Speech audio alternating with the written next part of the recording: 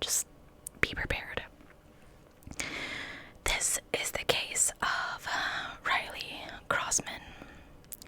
It is a solved case, and the more I dug into it, the more I was like, wait, what? Anyway, I don't want to give you any spoilers, so let me just hop right in.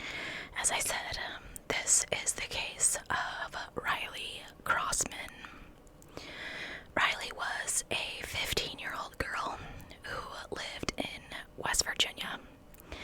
I've driven through West Virginia, and all I remember is fog and deer. Riley was a typical teenager with a stubborn and drama-filled attitude, but people adored her contagious laugh.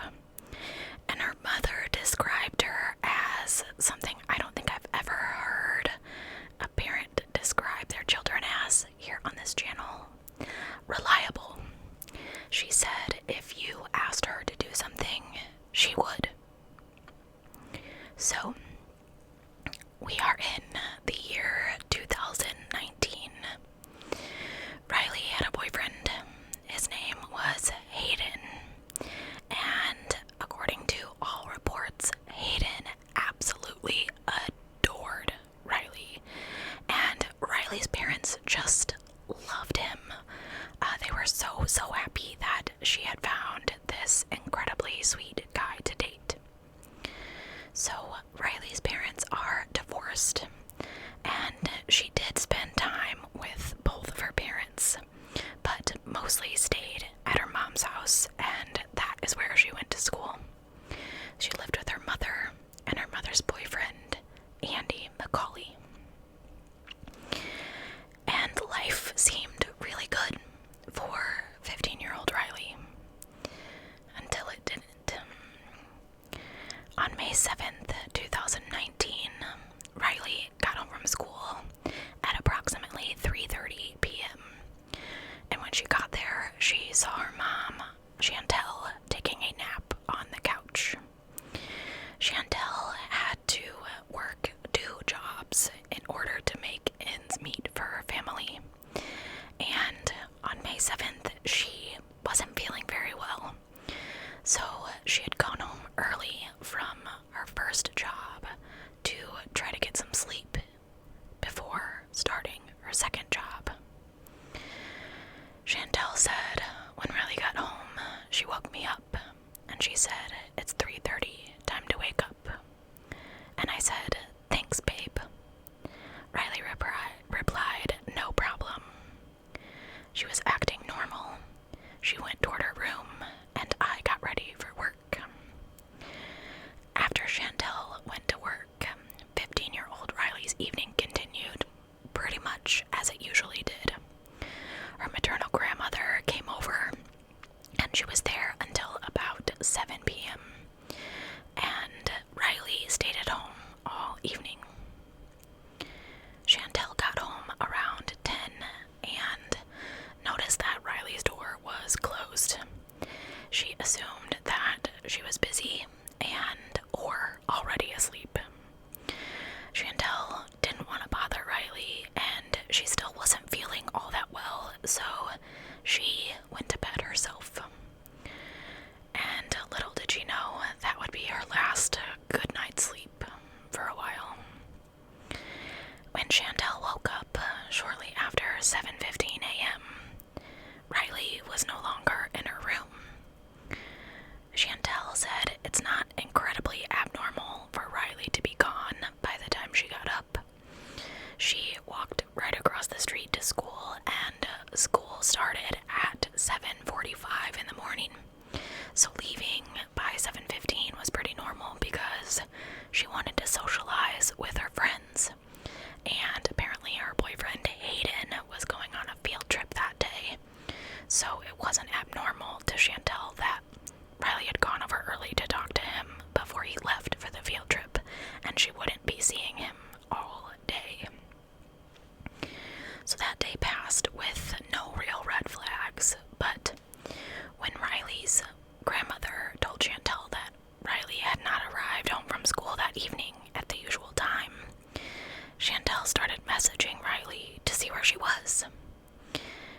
messaged her at 3:30 and she was like, "Where are you?" And Chantel recalls that she waited and the message wouldn't deliver to Riley's phone. She then tried to call and it went directly to voicemail. A second text went undelivered as well. Chantel thought maybe Riley had dance rehearsal after school and perhaps had forgotten to tell her.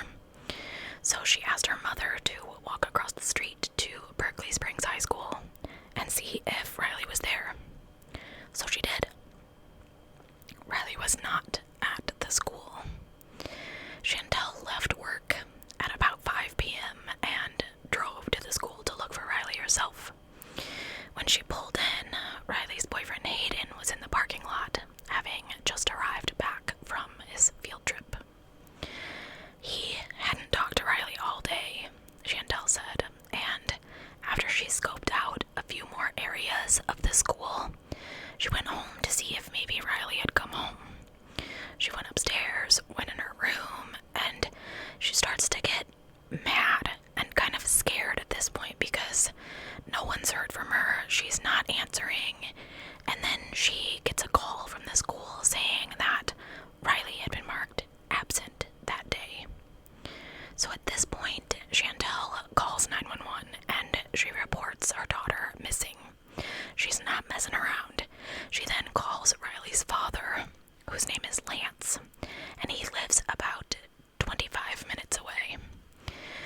And he was at a work function when Chantel called. They were having some kind of awards banquet. It was kind of a fancy affair, so when Chantel called for the first time, he ignored the call. Not because he was being rude, but he figured he would just call her when he wasn't busy.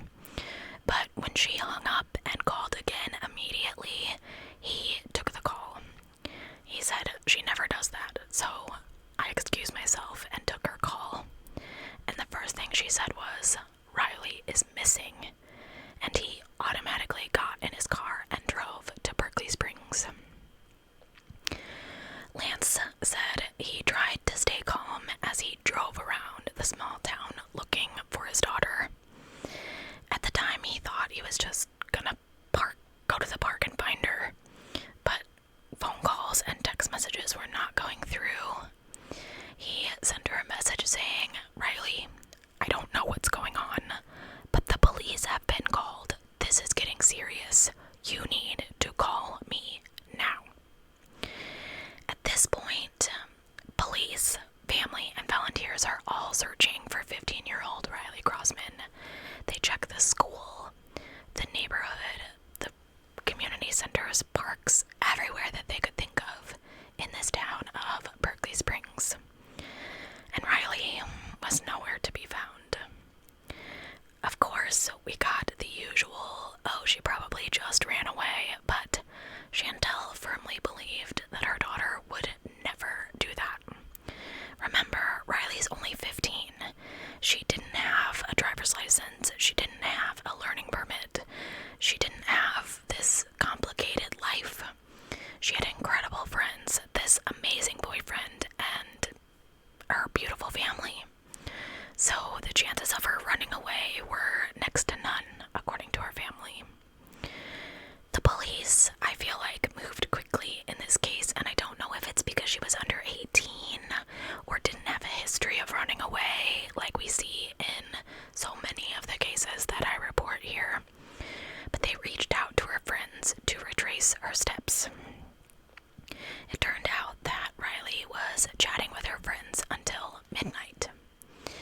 And then at around 5:30 a.m., she called her boyfriend, Hayden, but he didn't answer because he was still sleeping. After that, she went silent, and none of her friends had seen or heard from her since. The police searched Riley's room for clues, and her room actually spoke volumes that she herself couldn't say. On her bedside table, the police found Riley's glasses and her wallet. Now, where would she go without any money or without her glasses? Police then discover bloodstains on her pillow and on stains were mixed with saliva. So at this point in the investigation, police know beyond a doubt that Riley had been abducted from her own bedroom. However, they still didn't know where she was or who could have done this to her. On May 16th, 2019, her family's fears came true. Near the Tuscarora Pike in Berkeley County, the police found a decomposed female body. Chantel identified Riley from her clothing, and the autopsy report confirmed that it was Riley Crossman. However, since the body was heavily decomposed, the pathologist couldn't determine the cause of death or if she had been assaulted. However, the state of her body was proof enough of a violent crime. They found Riley in a trash bag. She was covered in a white, chalky substance that resembled drywall mud. Under her pants, she had a pair of shorts that were unzipped and unbuttoned. She did not have a bra on, and her underwear had been ripped. And she had only one shoe on. It was untied, and the other shoe was just missing. Police suspected Riley's death a homicide, and the hunt for the killer began. Her family was beyond devastated. They never thought that they would have to go through something like this, and I don't know what family does.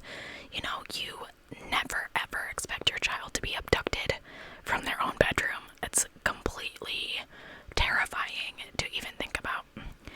And what terrified them even more is they had no clue who could have done this. Police began their investigation by interviewing Riley's father, mother, grandmother, and mother's boyfriend, Andy. And while they verified the accounts and alibis, one person had a different story. On the day Riley went missing, a neighbor had noticed a green truck in the Crossman driveway. It stood out to him because he knew that Chantel was at work and Andy didn't drive. He didn't have a driver's license. So, whose truck is this? Riley's at school. Like, what is going on? I don't know that I would notice if my neighbors had a different car in their driveway. They have like 10 cars. So, good on this person for noticing that. The police asked Chantel if she noticed anything peculiar on the day that Riley had gone missing. And she thought little of it at the time, but she told police that Andy's reaction was strange. When she informed him that Riley was missing, he looked kind of skittish instead of worried. And she saw him run into the house, grab something, and take off. He later claimed that he had gone out to search for Riley. However, when Chantel returned home from her own exhaustive search, she found Andy fake sleeping on the couch. It seemed as though he had never searched for Riley. The police interviewed Andy, and they quickly knew something was off.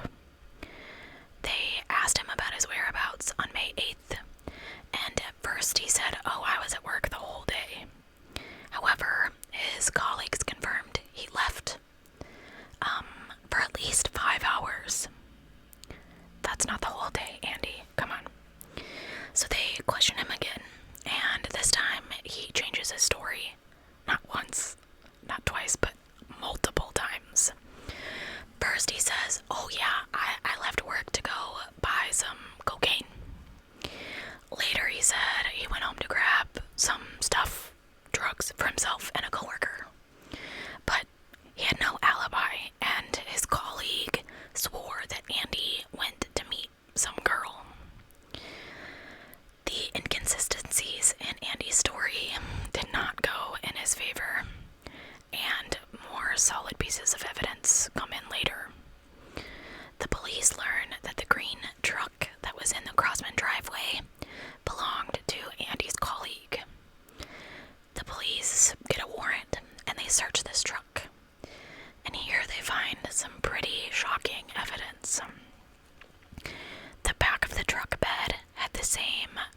mud that was found on Riley, and the cadaver dogs confirmed the match. Furthermore, at the crime scene where Riley had been found, the police found 2 sheet metal screws.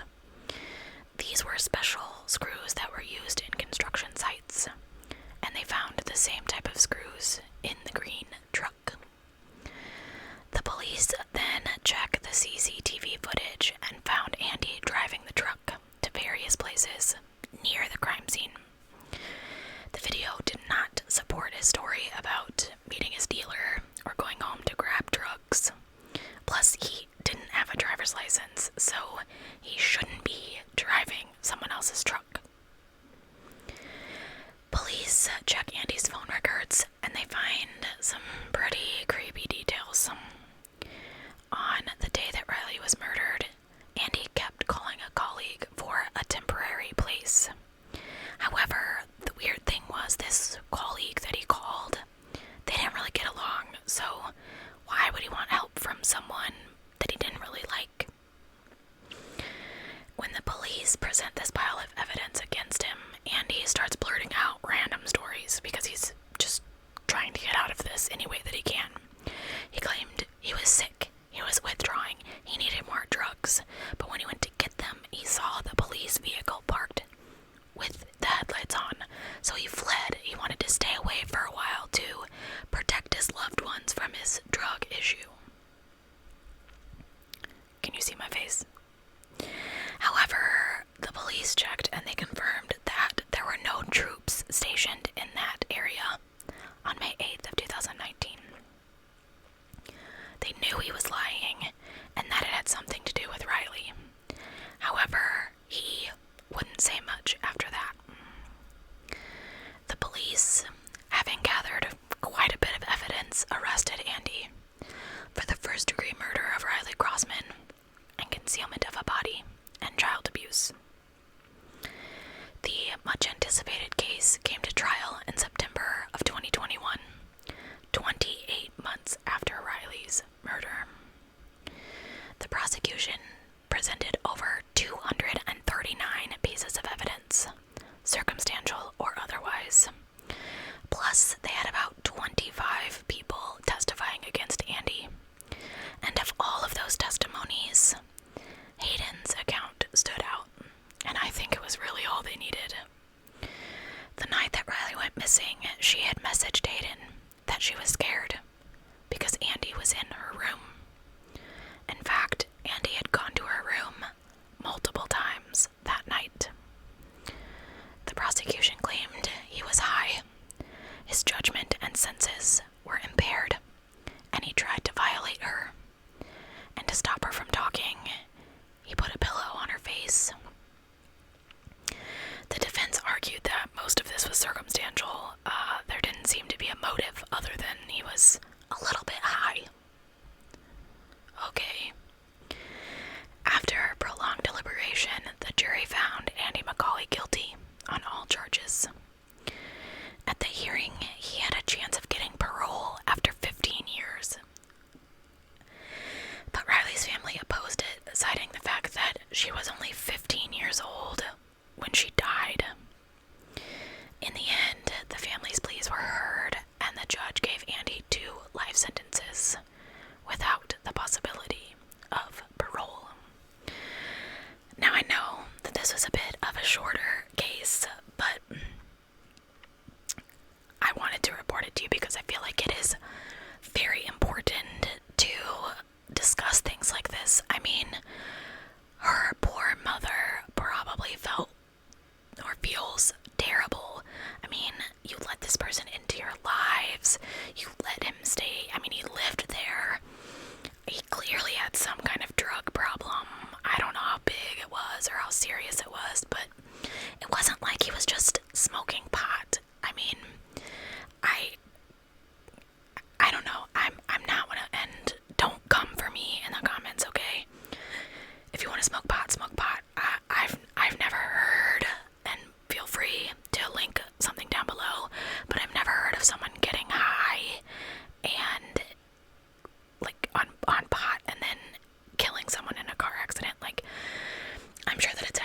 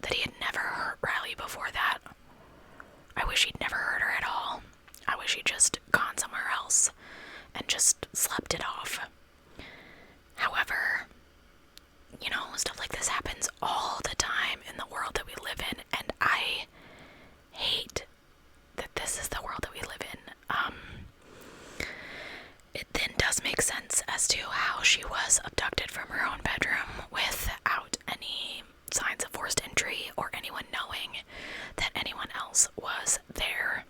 However, I can't believe he didn't run. He had to know he was gonna get caught. I hate this fuzzy thing, it always gets hair in my mouth. But then to like just go, like sleep on the couch and pretend like you were looking for her. What a creep. What a creep. I do not think he should be let out of prison after 15 years. Serving only 15 years to me sucks because she was only 15 years old. She only got to live for 15 years. So you serve 15 and that's it. You just get to serve her lifetime and that's it. And then if you know anything about stuff like that, you know that that's probably going to get cut in half. And then he could probably get it cut down more by getting like what they call good time for good behavior. So he might serve like 7 years or something like that, which is completely absurd for first degree murder, child abuse, and desecration. Like, come on, what world are we living in where this is what is happening in today's day and age? I get so heated sometimes about these cases, especially when it's like these little kids that this person is supposed to be protecting you. I mean, he was her mom's boyfriend. I don't know how long he was her boyfriend because I didn't find that information out, but like, I don't know. Anyway, did you guys know about this case? Did you hear about it? Do you know more about it than I know? Did you watch this trial? Apparently it was much anticipated. I don't remember hearing about it. And I hate that. I hate that so many cases go unnoticed. Not unnoticed, but you know, some cases really make national headlines, like the Gabby Petito case and stuff. Nationally, everyone was looking for her. And then this case happened in 2019, and I don't know this little girl's face. However, it wasn't very long that people were looking for her. Just like a span of 10 days or so. So maybe that's why it didn't make national news. I don't know. If there was a case that you wanted to see get more attention, please drop it in the comments down below if you're still listening, because I would really like to bring attention to all of these cases as much as I can here on my channel. Anyway, thank you guys so much for being here. If you're looking for more content from me or longer content from me, definitely check out my Patreon. You can join us over there for as low as $2 a month. I recently just filmed a random facts about me video. So if you want to know more about me, it's like a 40-minute video where I tell you all sorts of random things that Sean and I could think of to tell you. If you find that interesting, no pressure. I have been reading about the Lacey Peterson case over there. I just finished that book up, so I don't know what I'm going to do next. I have a couple other books, but I don't know yet. I think I'm going to put up a poll. Anyway, thanks guys. I will see you soon for another true crime video. And let me know if you want to see that random facts video over here on the channel sometime. I could always do another one. Thanks guys. Goodbye. Why won't I turn off?